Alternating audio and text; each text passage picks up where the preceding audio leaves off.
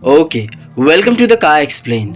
Movie की explanation शुरू करने से पहले मैं आप सभी को एक बहुत ही बड़ी इन्फॉर्मेशन देना चाहता हूँ। आई होप मूवी एक्सप्लेनेशन सुनने वाले लोगों ने मेरी ये आवाज़ कहीं ना कहीं ज़रूर सुनी होगी। और ऐसा मैं इसलिए कह रहा हूँ क्योंकि इससे पहले मेरा एक चैनल था जिसका नाम था एक्सप्लेन फॉर यू, जिसपे काफ़ी अच्छे व्यूज़ और काफ़ी अच्छे सब्सक्राइबर भी थे। लेकिन कुछ बड़ी कंपनियों को ये देखा नहीं गया और उन्होंने धड़ाधड़ 4-5 स्ट्राइक भेजकर मेरे चैनल को टर्मिनेट करवा दिया। और इस स्ट्राइक के बाद तो मैं काफ़ी परेशान हुआ और कोशिश भी किया कि चैनल वापस आ जाए, लेकिन ऐसी कोई कैटेगरी नहीं थी जिसकी वजह से वो चैनल वापस आ जाए। फाइनली वो चैनल डिलीट हो चुका है, तो मैंने सोचा आप लोगों के लिए और अपनी थोड़ी सी हेल्प के लिए एक नया चैनल बनाया जाए। तो इस चैनल का नाम है द का एक्सप्लेन। प्लीज़ कृपया करके इसको सब्सक्राइब करें और जल्दी से जल्दी इसको मोनेटाइज होने वाले कैटेगरी को पार करवा दें। सो बेसिक इन्फॉर्मेशन यही था। बात करते हैं फिल्म के बारे में। आज रिलीज हुई है अमेज़न प्राइम पर एक कमाल की फिल्म जिसका नाम है बवाल, स्टारिंग वरुण धवन और जानवी कपूर। सो स्टार्ट करते हैं फिल्म की स्टोरी लाइन यानी एक्सप्लेनेशन की। सो फिल्म की शुरुआत होती है नवाबों के शहर लखनऊ से। इन्हीं नवाबों में से एक नवाब को दिखाया जाता है जिसका नाम है अजय उर्फ अज्जू भैया। अज्जू भैया पूरे लखनऊ में फेमस है, अपने काम की वजह से नहीं बल्कि अपनी अच्छी और खूबसूरत पर्सनैलिटी की वजह से और अपने झूठ की वजह से। वैसे तो अज्जू भैया का ये झूठ लखनऊ शहर को सच लगता है, क्योंकि अज्जू भैया ने अपने झूठ को इतनी खूबसूरती से बोला है जैसे उनका नाशा में सिलेक्शन होने वाला था लेकिन ये प्रॉब्लम हो गई, आर्मी में होने वाला था लेकिन वो प्रॉब्लम हो गई। लेकिन इन झूठ के बीच में हमें पता चलता है कि अज्जू भैया एक स्कूल में हिस्ट्री के टीचर हैं, लेकिन उनकी पर्सनैलिटी किसी हीरो से कम नहीं। अब अज्जू भैया अपनी पर्सनैलिटी को लेकर इतने ज़्यादा ऑब्सेस्ड हैं, वो हीरो समझते हैं अपने आप को। इस वजह से वो अपनी क्लास में बच्चों को पढ़ाते तो बिल्कुल भी नहीं है। बच्चे खुद ही पढ़ते हैं और खुद ही कोशिश करते हैं कि वो पास हो जाए, और ये कारनामा स्कूल के सारे टीचर को लगभग मालूम है। एक टीचर है जो कि उनके पीछे पड़ा रहता है कि उनका राज खुल जाए, लेकिन अज्जू भैया अपनी तिकड़मबाजी से प्रिंसिपल को पटा ही लेते हैं। इतनी खुशी और इतनी तिकड़मबाजी के बीच में अज्जू भैया की लाइफ में एक टेंशन भी है जो कि उनके घर पे पड़ा हुआ है, और ये टेंशन कोई और नहीं बल्कि उनकी प्यारी वाइफ निशा है। निशा देखने में खूबसूरत, पढ़ाई में एडवोकेट और अच्छे खासे घर से है, लेकिन प्रॉब्लम क्या है, उसे फिट्स आते हैं यानी उसे दौरा आता है। इसी वजह से अज्जू उससे परेशान है। अब ऐसा नहीं है कि निशा ने शादी होने से पहले अज्जू को अपनी बीमारी के बारे में नहीं बताया था, उसने सारी चीज़ें खुलेआम बता दी थी, लेकिन अज्जू को वो इतनी सुंदर लगी और उसका पढ़ाई लिखाई और उसकी फैमिली का बिजनेस काफ़ी उसे अच्छा लगा, इसलिए अज्जू ने उसकी फैमिली के बैकग्राउंड को देखकर उसे शादी के लिए तैयार हो गई। लेकिन शादी वाले दिन ही उसे दौरा आते हुए अज्जू ने देख लिया। ये देखने के बाद अज्जू के दिमाग में एक बात गई कि वो निशा को कभी बाहर लेके नहीं जा सकता है, क्योंकि पब्लिकली उसकी काफ़ी इज्जत बनी हुई है, और अगर निशा को ऐसा दौरा कभी पब्लिक में आ गया तो उसकी बनी बनाई भौकाल और इज्जत सब वहीं ख़त्म हो जाएगी। और इसी वजह से इनके रिश्ते में एक खालीपन सा आया हुआ है। दोनों एक दूसरे से लड़ते और झगड़ते रहते हैं, और एक सुबह ऐसे ही अज्जू उससे लड़कर अपने स्कूल जाता है। यहाँ उसे इतना गुस्सा आया होता है कि एक स्टूडेंट उससे क्वेश्चन पूछता है जिसका जवाब असल में तो उसे नहीं पता होता है, लेकिन वो बोलता है कि ये एक कोर्स में नहीं आएगा। लेकिन वो स्टूडेंट भी अज्जू को टीस कर रहा होता है। वो कहता है कि अगर आपको नहीं पता है तो ये बता दीजिए कि आपको नहीं पता है। इस बात पे अज्जू को काफ़ी तेज गुस्सा आता है। उसे पता चलता है कि वो बच्चा उसकी डिसरिस्पेक्ट कर रहा है। इसमें वो उसे खींचकर एक तमाचा मारता है और वहाँ से निकल जाता है। ना इस तमाचे की गूंज बहुत दूर तक जाती है, यानी वो बच्चा कोई मामूली घर का नहीं बल्कि उस एरिया के एमएलए का बेटा था। इधर ये बात पूरे लखनऊ में फैल जाती है कि अज्जू ने एमएलए के बेटे को तमाचा मारा है, और अज्जू को भी ये बात पता चल जाती है, जिससे वो काफ़ी अंदर ही अंदर डर रहा होता है। अज्जू के माता पिता भी कोशिश कर रहे होते हैं कि एमएलए से बात करके ये मामला सुलझा दिया जाए, लेकिन नेक्स्ट डे एमएलए सीधे स्कूल आता है और प्रिंसिपल से बोलता है कि वो इसे सस्पेंड करें या फिर एक कमेटी बिठाएं जो कि इस पूरे मामले को चेक करेगी। इधर अज्जू को अंदर ही अंदर डर लग रहा होता है। उसे लगता है कि अगर यहाँ से वो निकाला गया तो पूरी लखनऊ में उसकी इज्जत खराब हो जाएगी। अगर वो इस नौकरी को छोड़ता तो उसकी रुतबा अलग बनती और किसी भी स्कूल में जाकर जॉब दोबारा पा लेता, लेकिन निकाला जाना बहुत ही बड़ी बेइज्जती का काम है। इस वजह से वो अपना अगला तिकड़म लगाने की कोशिश करता है, और वो नेक्स्ट डे अपनी भोली सी शक्ल लेके पहुंच जाता है प्रिंसिपल के ऑफिस और वो कहता है कि अगर मैं सस्पेंड हो जाऊं तो भी मुझे कोई गम नहीं, लेकिन बच्चों का अभी भी वर्ल्ड वॉर 2 वाला चैप्टर बचा हुआ है। तो मैं चाहता हूं कि मैं अपने पैसे लगा के पेरिस घूमूं और बच्चों को लाइव चीज़ें दिखाऊं और जहां जहां वर्ल्ड वॉर 2 हुआ है उन चीज़ों को दिखाऊं, बच्चों को प्रैक्टिकली उन्हें समझाऊं ताकि बच्चों का वर्ल्ड वॉर 2 वाला चैप्टर फिनिश हो जाए। ये बात सुनकर प्रिंसिपल काफ़ी भावुक हो जाते हैं कि कोई इंसान अपना पैसा लगा के बच्चों के लिए ये सब कर रहा है। लेकिन अज्जू जो कि एक तिकड़मबाजी इंसान है, वो अपने घर में एक अलग झूठ बोलता है। वो अपने पिता को कहता है कि वो निशा को शादी के बाद कहीं घुमाने बाहर नहीं ले गया, तो अब वो चाहता है कि वो उसे पेरिस घुमाए। इस बात पर उसके पिता खुश हो जाते हैं और उसे घूमने के लिए पैसे की मदद कर देते हैं। उधर निशा भी घूमने की बात सुनकर काफ़ी खुश होती है। उसे लगता है कि अब उसके और अज्जू के बीच में रिश्ते ठीक हो सकते हैं, लेकिन ऐसा नहीं है। अज्जू उसे फाइनली बता देता है कि वो ये सब अपनी नौकरी बचाने के लिए और अपनी पर्सनैलिटी को बनाए रखने के लिए कर रहा है, तो उसे ज़्यादा खुश होने की ज़रूरत नहीं है। ये बात सुनकर निशा का दिल वापस टूट जाता है। वो अपने रूम में जाती है और लॉकर खोलती है, जहाँ हम देखते हैं कि उसके हाथ में एक डिवोर्स का पेपर होता है। वो अज्जू को मौका दे रही होती है, लेकिन अज्जू इसके लायक नहीं होता है। नाउ नेक्स्ट डे ये दोनों निकल जाते हैं यूरोप के उन शहरों के लिए जहाँ पे वर्ल्ड वॉर 2 की घटनाएं हुई थी। यहाँ फ्लाइट में ये दोनों अलग बैठे होते हैं। यहाँ अज्जू को एक आदमी मिलता है जो कि गुजराती है, जिसका नाम कल्पेश है। ये अज्जू को बार बार डिस्टर्ब कर रहा होता है खाना पास कर करके, जिससे वो काफ़ी परेशान हो जाता है। अब ये लोग जब वापस बाहर निकलते हैं तो देखते हैं कि अज्जू का बैग चेंज हो गया है, यानी वो कल्पेश के पास चला गया है और कल्पेश का बैग अज्जू के पास आ गया है। अब मजबूरन अज्जू को कल्पेश के तड़कते भड़कते गुजराती कपड़े पहनने पड़ते हैं, जो कि उसे बिल्कुल भी कंफर्टेबल नहीं हो रहे होते हैं। नाउ ये दोनों अपना टूर स्टार्ट करते हैं पेरिस से, जहां हम देखते हैं कि ये दोनों अलग अलग तरफ जाते हैं। यहाँ निशा इन शहर से वाकिफ़ है क्योंकि वो पहले भी इन जगहों पे घूम चुकी है, तो वो घूमने के लिए सीधे निकलती है आईफिल टावर की तरफ। यहाँ अज्जू निशा के सामने खुद को कूल दिखाते हुए, जैसे कि वो इस जगह से वाकिफ़ है, सीधे निकलता है म्यूजियम की तरफ, जहाँ वो स्टूडेंट्स के लिए वीडियो बना के डालेगा ताकि स्टूडेंट्स वर्ल्ड वॉर की शुरुआत और एंड कहाँ से हुई ये सब देख सके। लेकिन समझदार बनने वाला अज्जू बेवकूफ़ है। वो इस शहर से वाकिफ़ नहीं है, इसलिए पहुंच जाता है एक जगह पे जहां वो 10 यूरो का एक टिकट लेता है। उसे लगता है कि वो म्यूजियम है, लेकिन वो एक म्यूजिक शो हो रहा होता है। ये देखकर अज्जू को काफ़ी गुस्सा आता है। वो वहाँ से निकलने की कोशिश भी कर रहा होता है, लेकिन उसे वहाँ से निकलने नहीं दिया जाता है ना। उधर उसके स्टूडेंट्स इंडिया में इंतज़ार कर रहे होते हैं कि उनके सर अज्जू अपनी नई अपडेट या कहाँ से शुरुआत है ये सब डालेंगे। नाउ फाइनली अज्जू परेशान होकर वापस अपने होटल आ जाता है। उधर देखता है कि निशा भी आ चुकी होती है।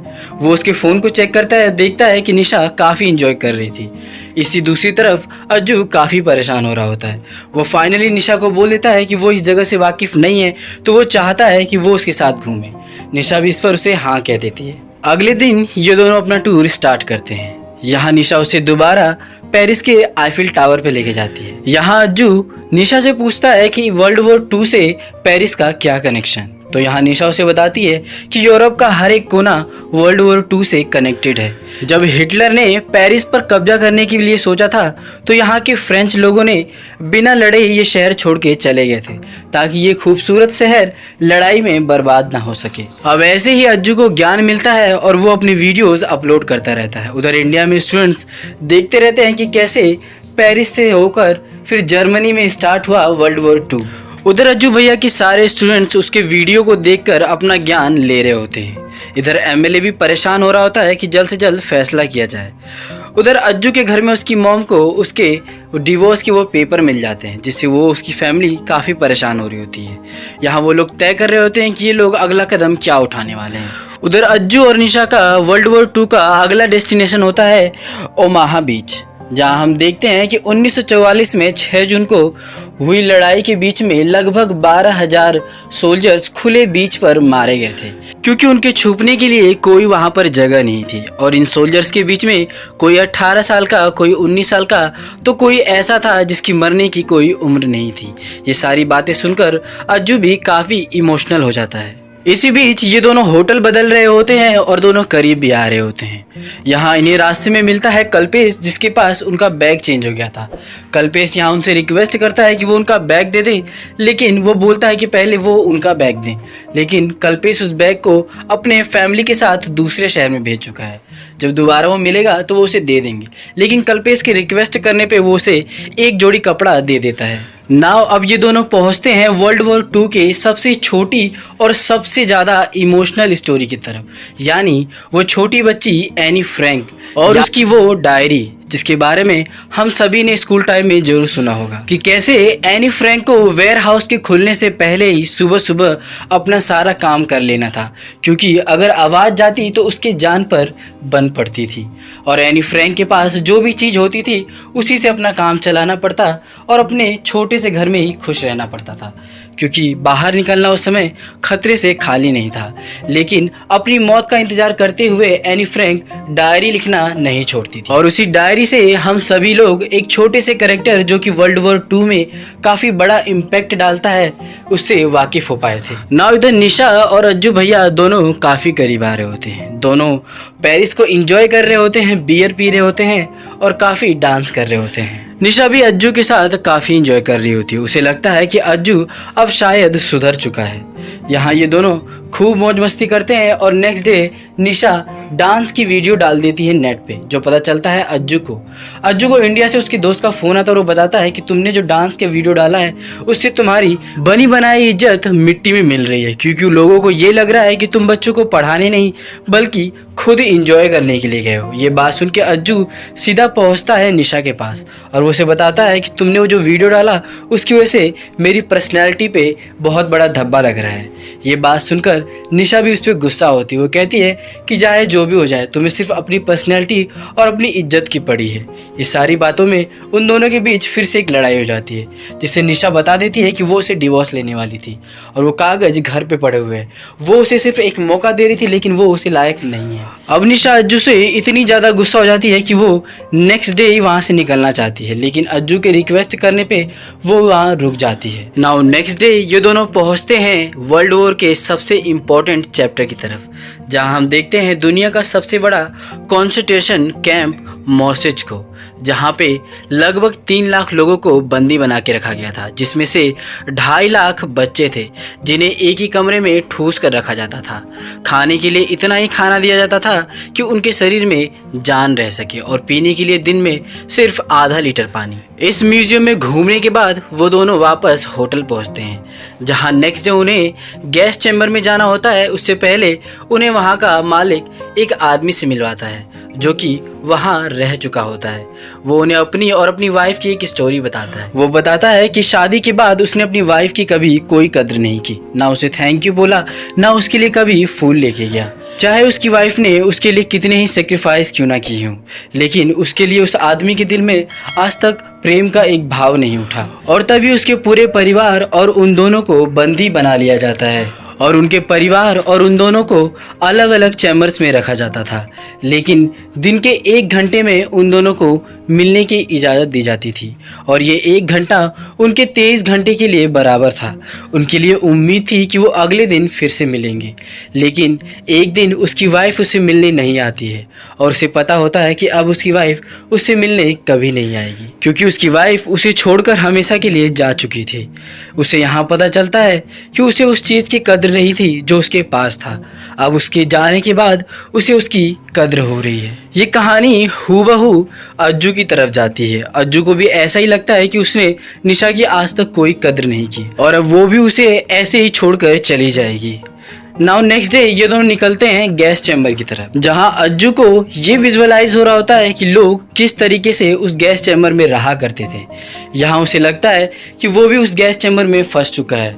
यहाँ वो निशा के पास जाने की कोशिश करता है तो वो देखता है कि निशा भी वहाँ गिर चुकी है, लेकिन तभी वो विजुअलाइजेशन ख़त्म हो जाता है और वो देखता है कि निशा को वापस वो मिर्गी यानी वो दौरा आया हुआ है, जिससे वो काफ़ी परेशान हो रही है। कुछ देर खड़े होकर वो उसे देख रहा होता है क्योंकि उसे कुछ समझ नहीं आ रहा होता है। तभी वो दौड़कर निशा के पास जाता है और उसका हाथ थामता है और सभी के सामने वो बोलता है कि वो उसकी वाइफ है, उसकी हेल्प करे। यहाँ निशा थोड़ी देर बाद ही वापस नॉर्मल हो जाती है और देखती है कि अज्जू उसके पास है। यहाँ अज्जू उसका ख्याल रख रहा होता है और वापस ये दोनों करीब आने लगते हैं। नाउ फाइनली इधर अज्जू और निशा का टूर खत्म हो जाता है और वर्ल्ड वॉर 2 का चैप्टर भी। उधर हम देखते हैं इंडिया में एमएलए उन सभी बच्चों से सरप्राइज टेस्ट ले लेता है कि आज तक अज्जू ने उन्हें क्या पढ़ाया है। यहाँ बच्चे टेस्ट देते हैं। उधर हम देखते हैं कि अज्जू और निशा वापस इंडिया आ जाते हैं। यहाँ अज्जू को लगता है कि निशा अपने घर जाएगी क्योंकि वो अज्जू को डिवोर्स देना चाहती है, लेकिन निशा भी अब उसके करीब आने लगती है और उससे बोलती है कि वो उसके घर जाना चाहती है। यहाँ ये दोनों मिलकर अपने घर पहुँचते हैं और इनकी माँ बाप उन्हें देखकर काफ़ी खुश होते हैं। नाउ नेक्स्ट डे अज्जू सीधे अपने स्कूल पहुँचता है और यहाँ एमएलए भी उसकी काफ़ी तारीफ करता है और वो कहता है कि मैं कमेटी इसलिए बैठाना चाहता था ताकि कोई गलत टीचर ना बच्चों को पढ़ा रहा हो, और इसलिए भी चाहता हूँ ताकि कोई सही टीचर ही रहे। यहाँ एमएलए अज्जू का रिजाइन लेटर वहीं पर फाड़ देता है, यानी अज्जू को वो नौकरी वापस मिल जाती है। उधर फिल्म का एंड हो रहा था और हमें दिखाया जाता है कि बच्चों के सरप्राइज टेस्ट में जो मार्क्स होते हैं वो काफ़ी अच्छे होते हैं।